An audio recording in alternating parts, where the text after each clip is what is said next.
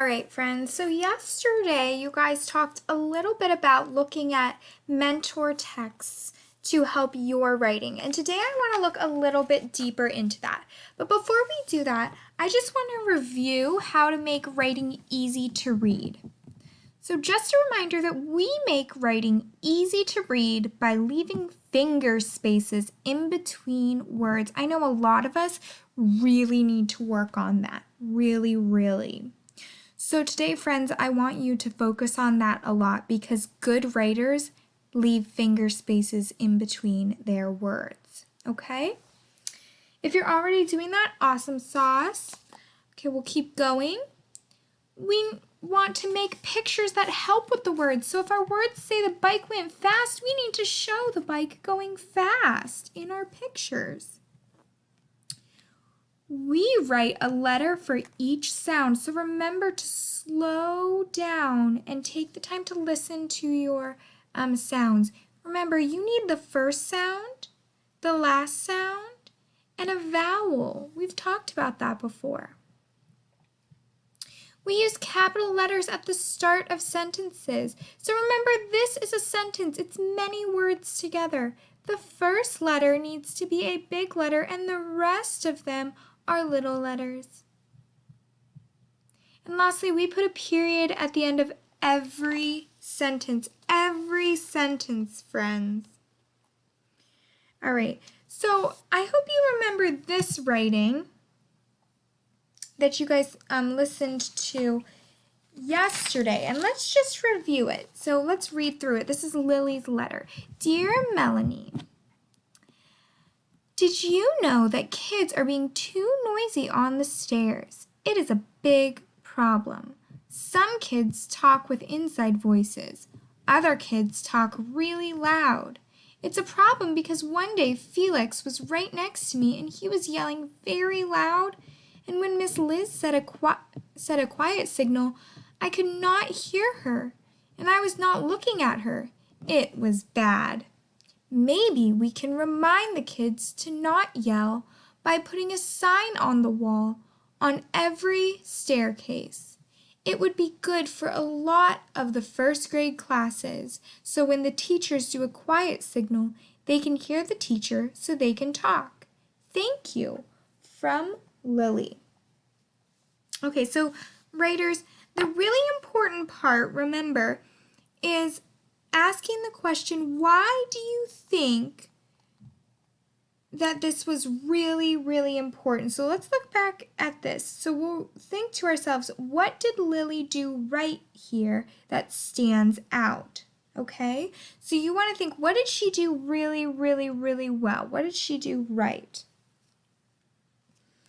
So the answers don't usually just pop up, and you might have to read it more than once, okay?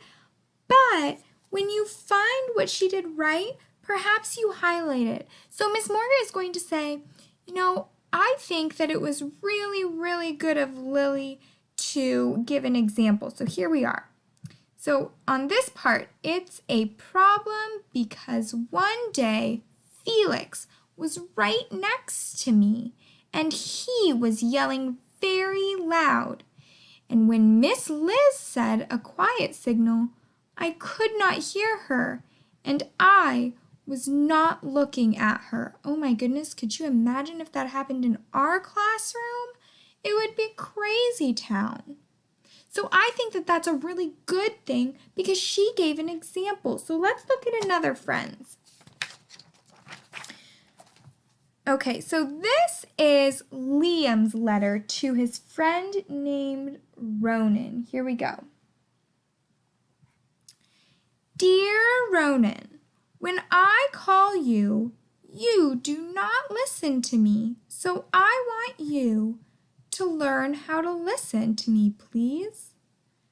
Next time when I call you, can you look at me? From Liam. So here's something that I really liked about this letter.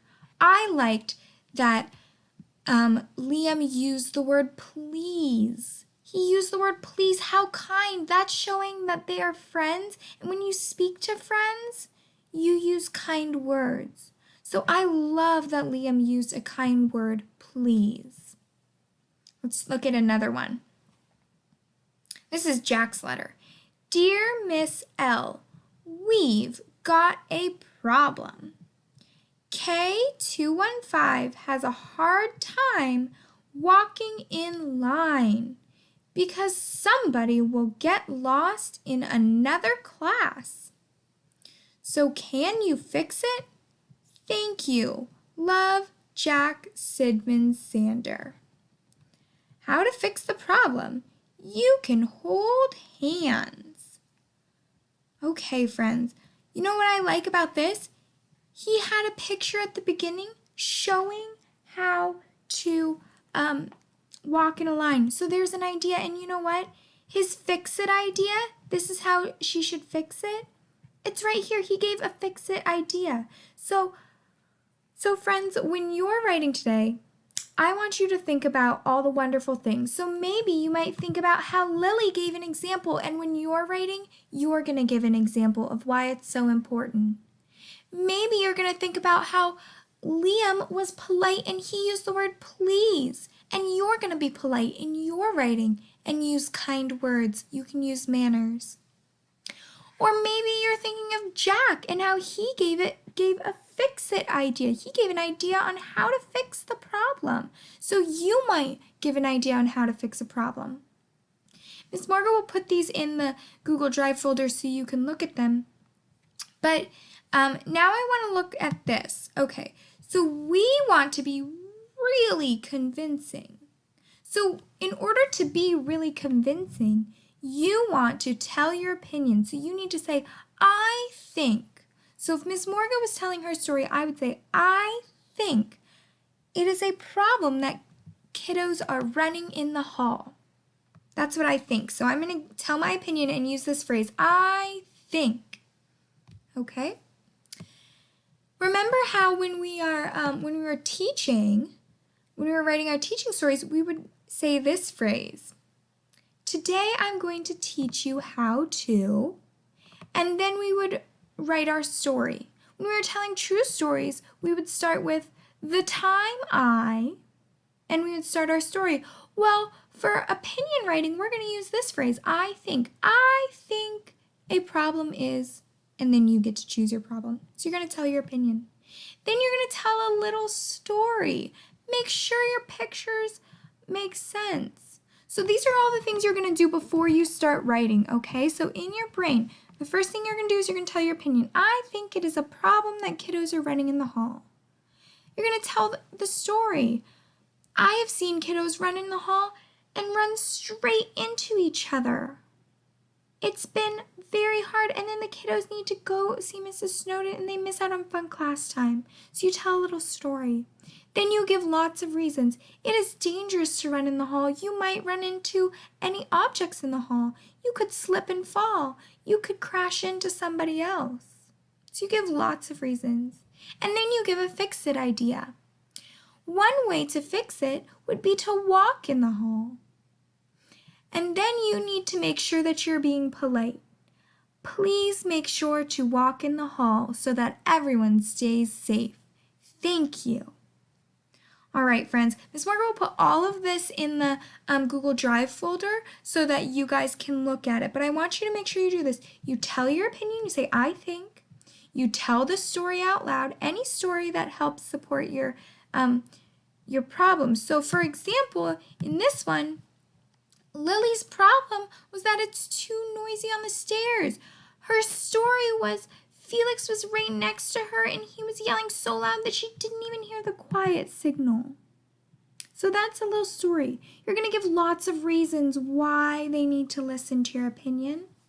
You're going to give a fix-it idea, and you're going to be polite. All right, friends, now it's your turn to go ahead and start writing. Get going, my friends. I can't wait to hear your wonderful stories.